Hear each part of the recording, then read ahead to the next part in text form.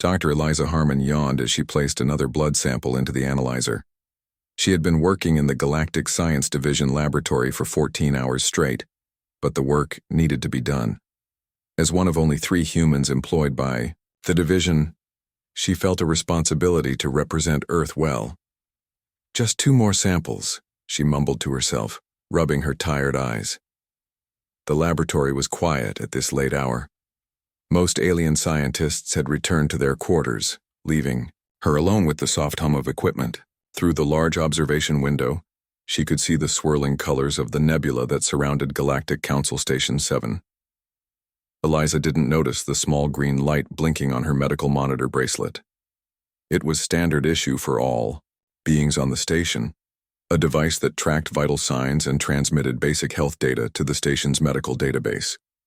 What she didn't know was that her data was being routed to another destination as well.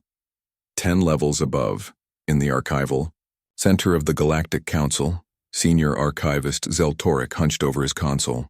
His elongated fingers twitched nervously across the holographic display as he examined the incoming data stream. "Impossible," he whispered, his 4 eyes blinking in rapid succession. His pale blue skin took on a darker hue, a sign of stress. In Vesperians, the data from human subject 7C designated Harmon Eliza showed biochemical markers that triggered several automated alerts in the Council's security systems. Zeltoric had been monitoring these alerts for several days now, but had assumed they were equipment malfunctions. Now he wasn't so sure. He tapped a communication crystal on his desk. "Connect me to Security Chief Greknar, priority level Omega, within..." Moments, the gruff face of the Andronian security chief appeared on his screen. Greknar's stone-like features showed mild annoyance at being disturbed. "This better be important, Archivist. I was in the middle of my rest cycle. I believe I've identified a potential security threat that requires immediate attention," Zeltoric said, transmitting the data to Greknar's terminal. "The humans aboard this station appear to have a biological capability that was not disclosed in their species profile." Greknar's eyes narrowed as he scanned the information. "Explain in simple terms. I am not a scientist." "The humans produce a compound in their bodies called adrenaline. When under stress or threat, this compound floods their system and temporarily enhances their physical capabilities. Strength, speed, endurance, all increase beyond their baseline. Many species have similar fight-or-flight responses," Greknar dismissed. "Not like this," Zeltoric insisted. "Look at these numbers. When activated, their strength can nearly double. Their pain tolerance increases significantly. Their sensory processing accelerates, and they can trigger this response at will, with training." Greknar was silent for a moment. "You're suggesting their bodies contain built-in biological weapons?" "Precisely. And they brought these weapons onto a Galactic Council station without declaration." Back in the laboratory, Eliza glanced at her watch and gasped. "Oh no, the shuttle." She had completely lost track of time. The last transport shuttle to the human quarters left in 5 minutes, and the walk to the docking area took at least 7. She quickly sealed the remaining samples, locked them in storage, and sprinted out of the laboratory. Her heart began to pound as she ran through the corridors, dodging confused aliens who watched the human female rush past. "Excuse me, sorry, coming through," she called out as she narrowly avoided colliding with a group of Mantillian diplomats. At the archival center, alarms began to sound on Zeltoric's console. "Look at this. Subject Harmon is showing elevated levels right now." Greknar watched the numbers climb on his display. "What triggered this response? Is she under attack?" "Unknown. Accessing security cameras now." The screen showed Eliza running through the station at impressive speed, her face flushed with exertion. "She's just running?" Greknar said with confusion. "Not just running. Look at her vital signs. Her muscles are working at a 127% normal efficiency. Her reaction time has increased by 40%. And she's maintaining this state voluntarily." Eliza reached the shuttle bay just as the doors were closing. "Wait!" she shouted, pushing herself for a final sprint.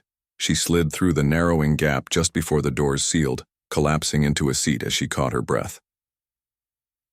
the shuttle. Pilot, a human named Jerry Baldwin, looked back at her with an amused expression. "Cutting it close, Doc." Lost track of time, she panted, feeling her heart rate slowly return to normal. "Thanks for waiting." "No problem. Wouldn't want to leave Earth's brightest minds stranded, would we?" As the shuttle departed, Greknar called, "An emergency meeting of the Council's Security Committee." Within an hour, 7 high-ranking officials from different species gathered in the secure conference room.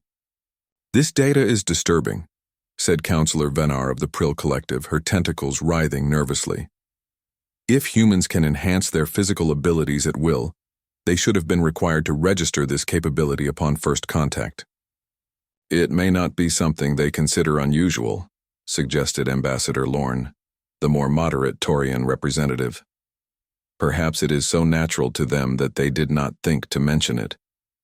"Ignorance is not an excuse," rumbled Delegate Zox, slamming his massive fist on the table.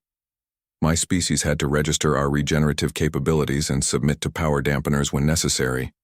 Why should humans be treated differently?" Zeltoric displayed more data on the central hologram. "There's more. Humans not only produce this adrenaline compound during physical stress, but also during emotional states, fear, anger, excitement. It can even be triggered by certain thoughts." The room fell silent as the implications sank in. "You mean they can weaponize their bodies with just a thought?" Ambassador Lorne asked. "Potentially, yes, and there are 27 humans currently stationed on this base," Zeltoric replied. Greknar stood up, his decision made. "I am invoking Security Protocol 9 Alpha. Effective immediately, all human biological data will be classified. I want increased surveillance on all human personnel, and, most importantly, this compound, this adrenaline, is to be catalogued in the Galactic database as a Class 9 biological weapon of mass annihilation." "Isn't that an overreaction?" Ambassador Lorne protested. 27 individuals with unregistered biological weapons are on this station," Greknar replied coldly. "I would rather overreact than explain to the High Council why half the station is dead because we underestimated the humans."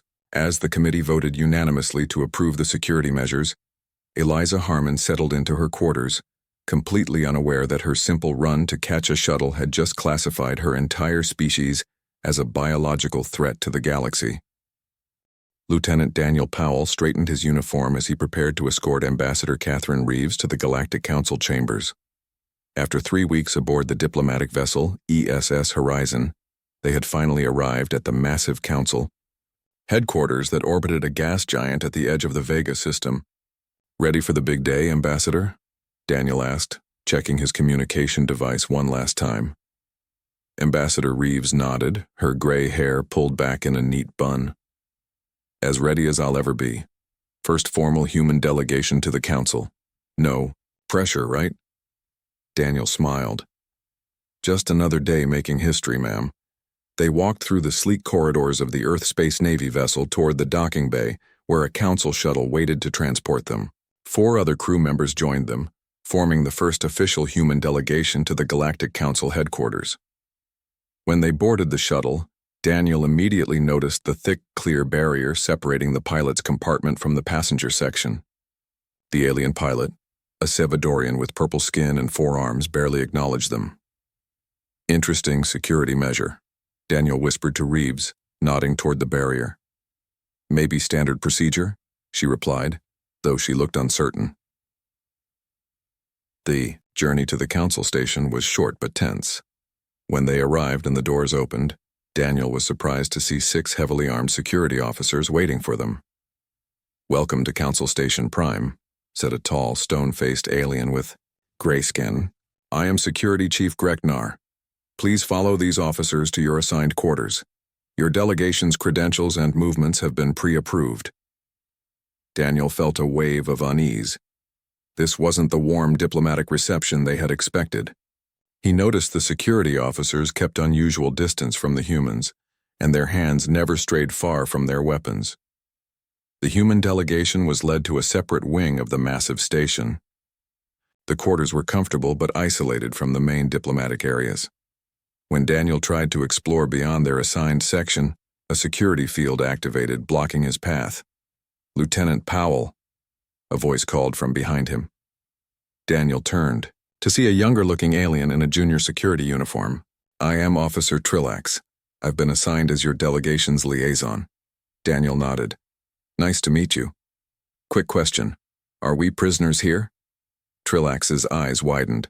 "No, absolutely not. These are simply precautionary measures." Precautionary? Against what exactly? The young security officer shifted uncomfortably. "It's standard procedure for new species." But Daniel could tell he was lying. "Look, if we're going to work together, let's be honest with each other. What's going on?" Trillax glanced around to ensure they were alone. "I'm not supposed to discuss this, but many council species are nervous about humans." "Nervous? Why? We've had nothing but peaceful contact so far." "It's complicated," Trillax said. "There's been some classification issues regarding human biology." Before Daniel could ask more questions, his communication device buzzed. Ambassador Reeves was calling for a delegation meeting. In the conference room assigned to the humans, Reeves looked troubled. "I've just received our schedule. We're not allowed to attend most of the General Council sessions. We're limited to prearranged meetings with specific representatives." "That doesn't make sense," said Communications Officer Lisa Martinez. "We came all this way just to be sidelined?" "Something's off," Daniel added, then explained his conversation with Trillax. Reeves frowned. "I'm going to request a direct meeting with the council leadership. Meanwhile, let's all keep our eyes open. Be friendly but cautious." Over the next few days, Daniel spent time with Trillax, who seemed genuinely interested in learning about humans. They would walk through the permitted areas of the station, drawing curious and sometimes fearful glances from other aliens. "Your people seem very calm," Trillax noted during one of their walks. "Should we be otherwise?" Daniel asked with amusement. Many expected humans to be more aggressive or unpredictable. Daniel laughed. "Sorry to disappoint. It's just, the reports about your species suggested you might be dangerous." That caught Daniel's attention. "Reports? What reports?" Trillax realized he had said too much. "Just preliminary assessments. All new species undergo them." Later that day, the station's alarms suddenly blared. Announcement systems explained that a minor failure had occurred in one section's oxygen recyclers. Though not life-threatening, it had caused several diplomatic quarters to lose proper air circulation. Daniel and 2 other human crew members were in the station's common area when the alarm sounded. They watched as various alien species began to panic, some running in different directions, others freezing in place. "We should help," Daniel said to his colleagues. Without hesitation, they moved toward the affected section. Security officer Trillax spotted them and rushed over. "Lieutenant Powell, you cannot enter that area." "People need help," Daniel replied simply, continuing forward. "But the emergency protocols will take too long. We can get people out now." When they reached the affected area, they found several diplomatic staff struggling with the emergency oxygen masks. The humans quickly organized the evacuation, demonstrating how to use the masks and guiding disoriented aliens to safety. Daniel noticed security cameras following their every move. He also saw Greknar watching from a distance, his expression unreadable. After the situation was resolved, Ambassador Reeves called Daniel to her quarters. Her face was pale as she showed him a data tablet. "One of our technical officers managed to access some restricted council files," she said quietly. "I think I found out why we're being treated this way." Daniel read the screen and felt his blood run cold. The document classified humans as a potential extinction-level threat due to their ability to weaponize their own biochemistry at will. "What does that even mean?" he asked. "Keep reading," Reeves urged. The document detailed how humans produced a compound called adrenaline that could significantly enhance their physical capabilities during times of stress. The Galactic database had officially categorized this natural human hormone as a Class 9 biological weapon of mass annihilation. "They think we're walking biological weapons," Daniel said in disbelief. "Worse," Reeves replied. "They think we're hiding these capabilities deliberately. That's why they've been monitoring us so closely." That's ridiculous. Adrenaline is just a normal stress response. To us, yes. But apparently to the Council, it's the equivalent of bringing an undeclared warhead to peace talks. Daniel shook his head. So what do we do now? I've requested an emergency meeting with the Council leadership. We need to clear this up before this misunderstanding damages our chances at diplomatic relations. As they prepared for the meeting, alarms began blaring again. But this time the announcement was far more serious. Alert. Alert. Hostile forces have breached Docking Bay 7. All diplomatic personnel report to secure locations. This is not a drill. Daniel's communication device buzzed with an incoming message from Trillax.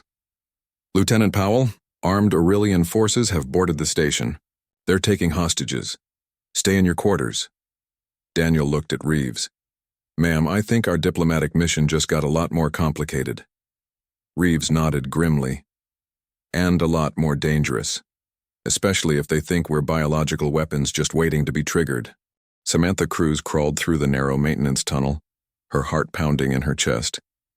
As chief engineer of the human delegation, she knew the station's systems better than most of her colleagues, but she had never expected to use that knowledge like this.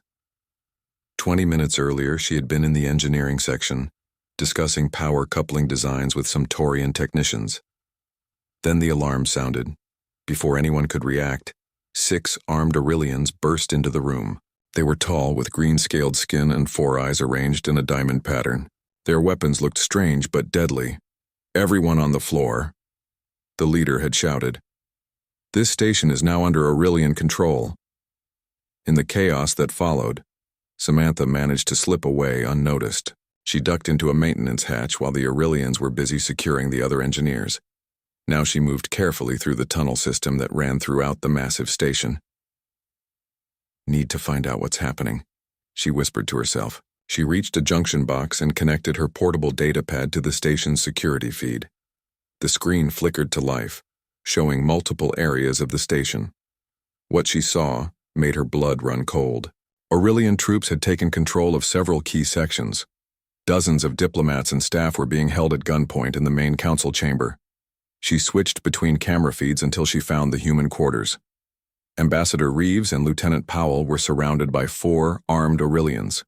Other human delegation members were being marched out at gunpoint. This is bad, Samantha muttered. She tried to access the communication system, but it had been locked down. The Aurelians had clearly planned this attack carefully.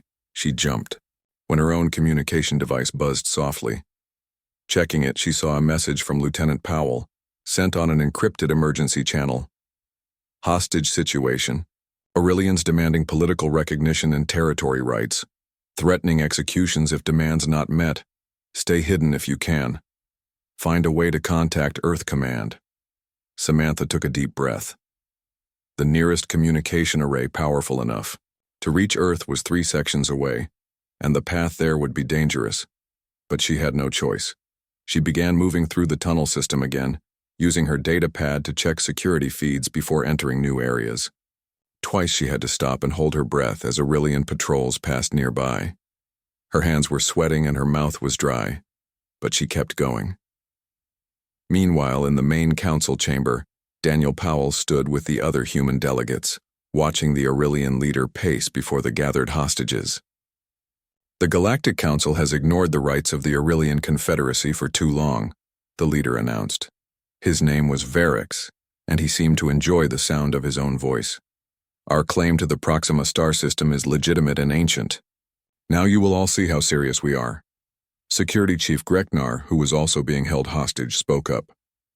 The Council does not respond to terrorist threats, Varix. Varix laughed. You have 1 planetary rotation to recognize our claims, or we start executing hostages. He turned to look directly at the humans. Starting with these dangerous ones. Daniel exchanged glances with Ambassador Reeves. They had both noticed that the Aurelians were keeping a greater distance from the human hostages than from the others. They know about the classification, Reeves whispered. That's why they're treating us differently.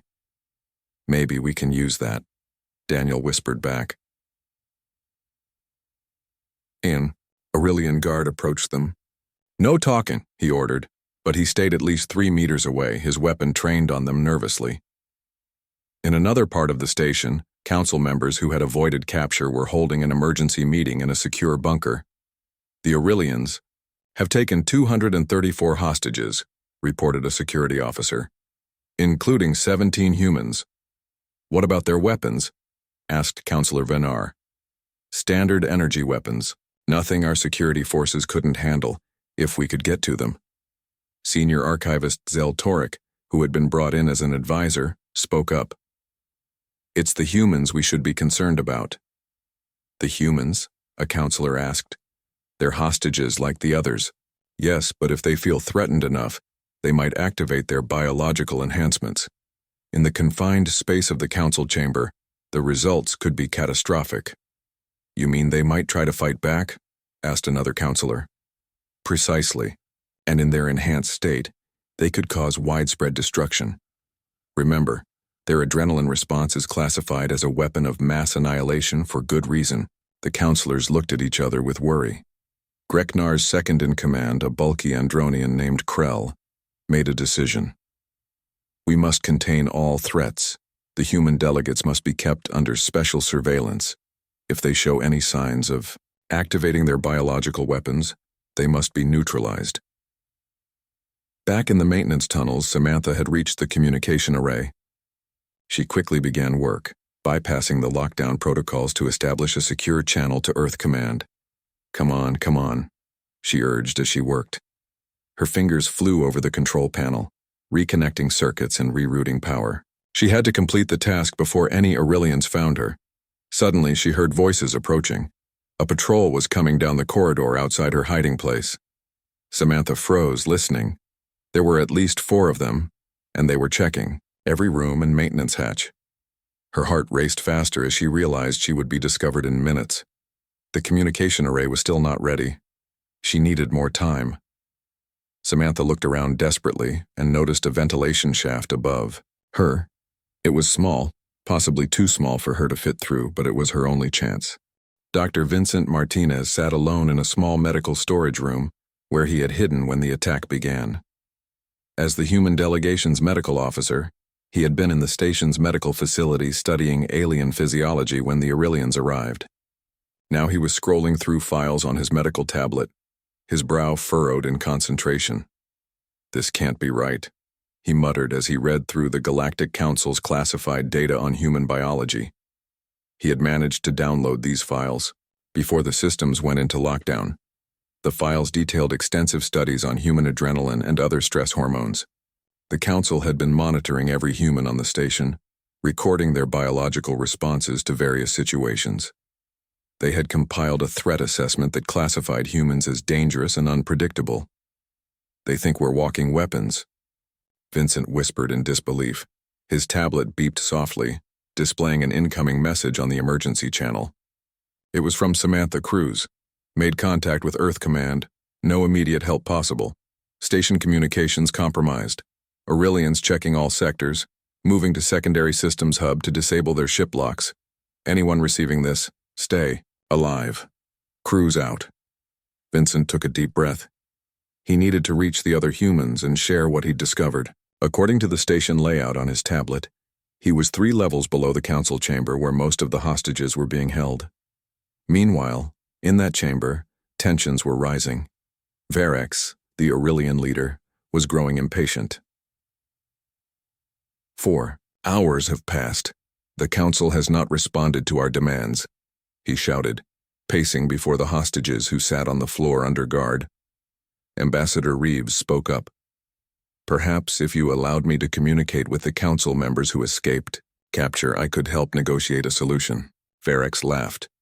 A clever attempt, human. But we know about your kind. He pointed at her with his weapon. Your file says your species can become extremely dangerous when threatened. You have some kind of internal weapon system called adrenaline. Daniel. Powell exchanged glances with Reeves. So that was why the Aurelians were keeping extra distance from the humans. That's not exactly accurate, Reeves said carefully. Silence. Varex turned to his second-in-command. Begin preparations for the first execution. Make an example to show the council we are serious. In the secure bunker, the council members received this threat via the station's communication system.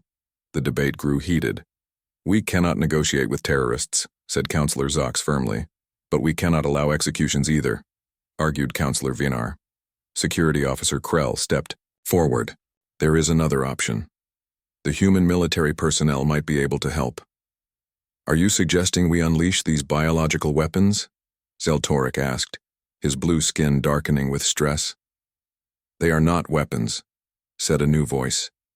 Everyone turned to see Dr. Vincent Martinez standing in the doorway, breathing hard from his journey through the station's emergency passages. "How did you get in here?" demanded Krell. "That's not important right now," Vincent said, stepping forward. "What matters is that you've completely misunderstood human biology. Yes, adrenaline enhances our physical capabilities temporarily, but it's not a weapon. It's a natural survival mechanism. Our data shows it can double your strength and speed," Zeltoric said.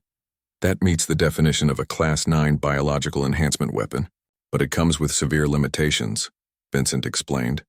"The effects are temporary.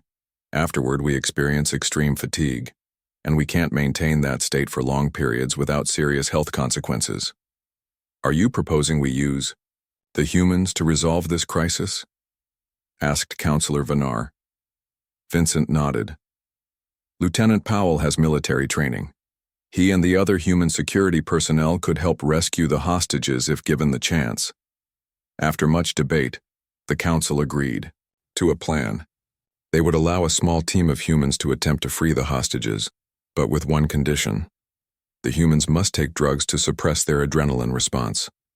These compounds will prevent your dangerous biological enhancements from activating, Zeltoric explained as he handed small injectors to Vincent. Vincent examined the formula on his tablet and frowned. "This would severely compromise their reaction times and strength. They'd be at a major disadvantage." "Those are our terms," Krell said firmly. "We cannot risk unleashing uncontrolled human biological weapons on this station." Vincent reluctantly took the injectors back to where Lieutenant Powell, Officer Ryan Johnson, and Specialist Olivia Grant had been brought from their secured quarters. He explained the situation quietly. "So they want us to rescue the hostages but without our natural abilities?" Ryan asked, shaking his head. "That's like asking someone to swim with their hands tied." "We don't have a choice," Daniel said. "But," he glanced around to make sure they weren't being monitored, "we also don't have to follow their rules completely." Vincent understood immediately. "I could modify the dosage. Make it look like you've taken the full suppression drugs but leave enough of your natural responses intact." "Do it," Daniel ordered. While Vincent prepared the modified injections, Daniel outlined their plan. According to the station schematics, there's a maintenance access point that leads directly above the council chamber.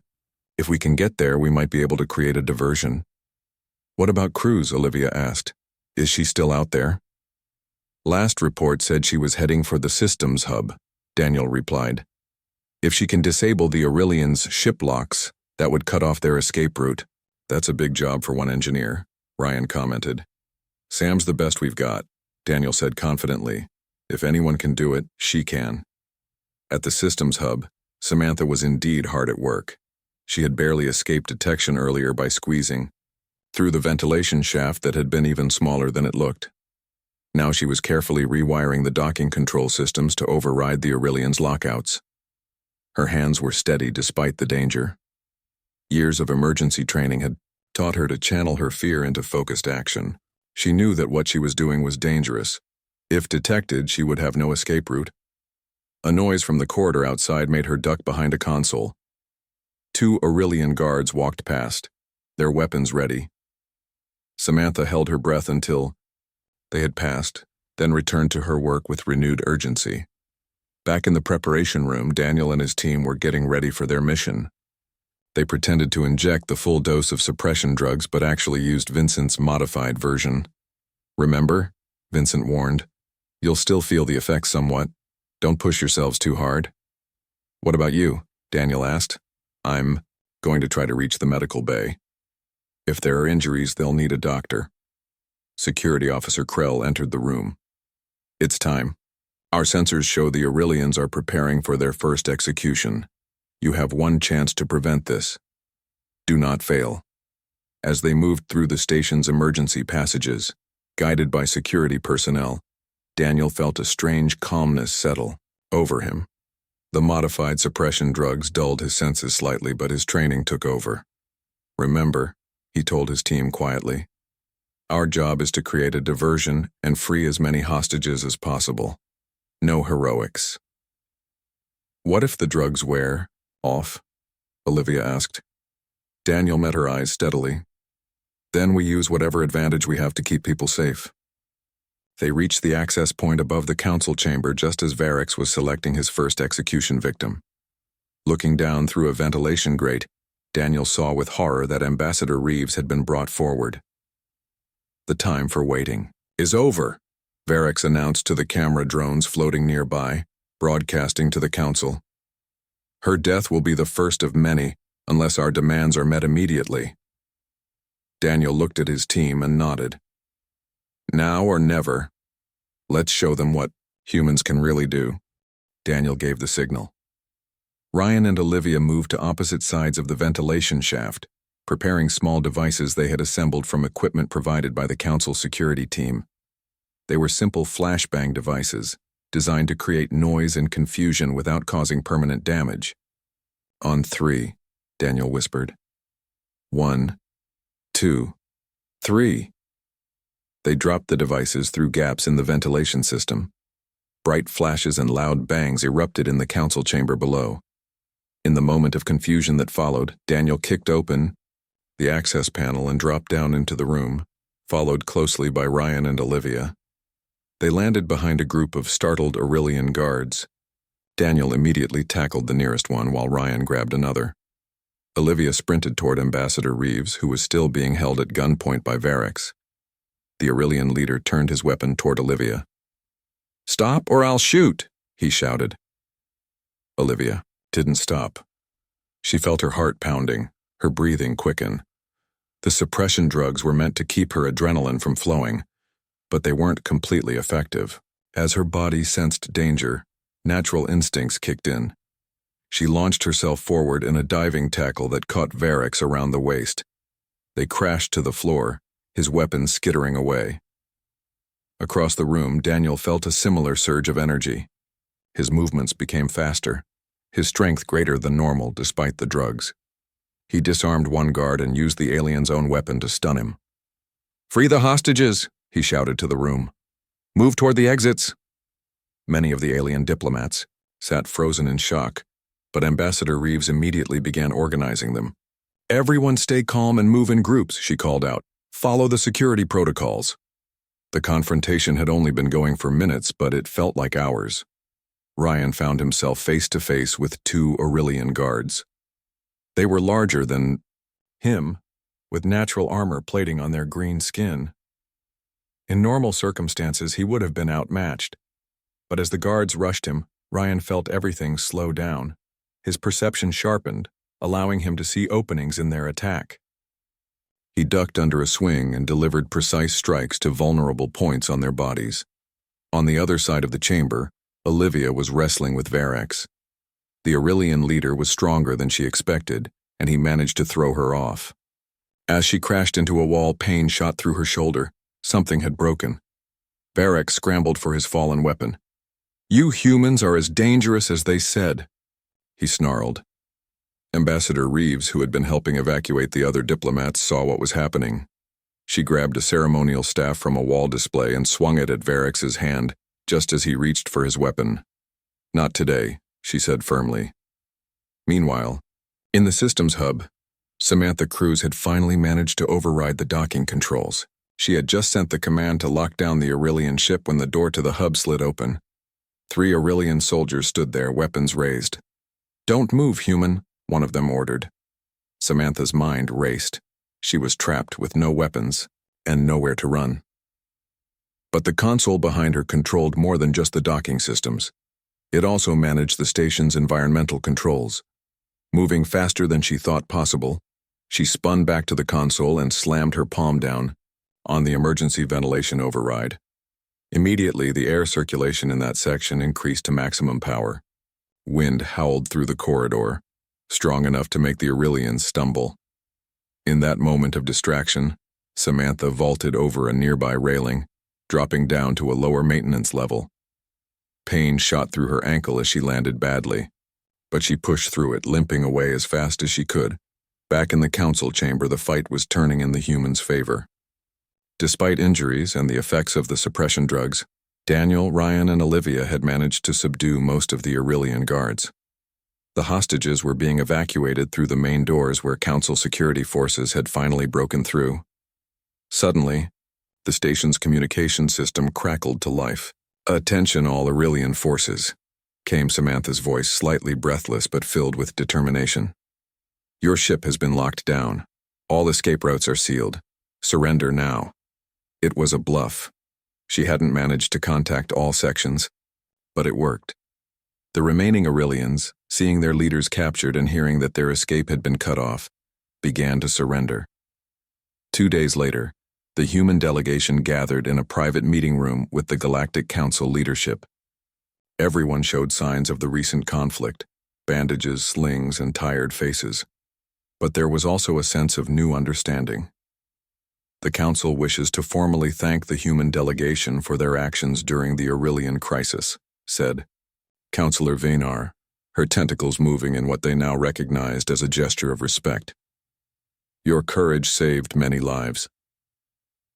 "We also wish to address a misunderstanding," Zeltoric added, looking somewhat embarrassed. "Our classification of human adrenaline as a weapon was premature." Dr. Vincent Martinez stepped forward, leaning slightly on a cane. He had been injured helping wounded aliens in the medical bay during the crisis. "If I may, I've prepared a more accurate report on human biology," he said.